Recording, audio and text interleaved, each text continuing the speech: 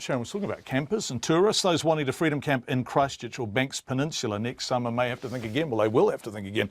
After introducing a bylaw that attempted to corral campers together at 5 spots, the council found they were overwhelmed and closed all 5. We looked at that on this program. Our Christchurch City Council committee today recommended extending a temporary ban on those without a loo on board. That's campers without a loo on board until March next year. Here's our Christchurch local government reporter, Conan Young.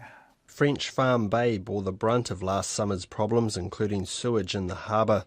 Local Jan Cook, who spoke at today's council meeting, says the bylaw was never going to work. We've spoken to a lot of people down in the bay. They're lovely young people. They want to do the right thing. But when you've got so many people concentrated with no facilities of their own, night after night, 100 people a night at French Farm, and they're washing their dishes, they're cooking, there's inevitably going to be problems and conflict with other users. Akaroa resident Suki Thompson told the committee extending the temporary ban was a good start, but longer term she wanted to see an area-wide ban on camping without a toilet. She warned that anything less was courting disaster because campers would simply move to another site. It could be right outside somebody's house, there could be any number of vans, and the council has given itself no ability to move those people on. It has actually given them a right to be there in unlimited numbers for an unlimited amount of time in any type of vehicle. Suki Thompson went further and called for a ban on camper vans being able to even park in the streets of Akaroa. You've got vehicles parked right in front, for example, of the historic Langloa Tevano cottage. People can't even see that beautiful building from the street. They don't even know there's a museum behind there.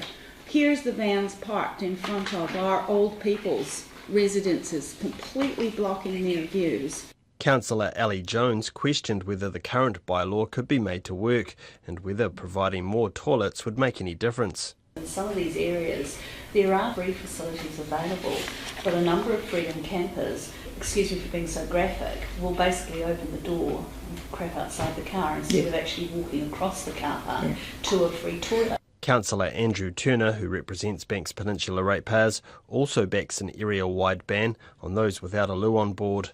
He says even since the 5 freedom camping spots were closed down in March, campers have started turning up on other parts of the peninsula. There are freedom campers on the foreshore at Little Akaloa, despite there's a community camping ground in Little Akaloa. That again is something that could easily escalate.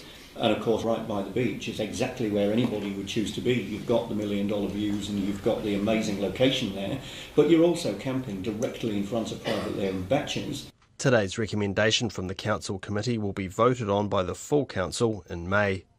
In Christchurch, Fitchik Point, Conan Young.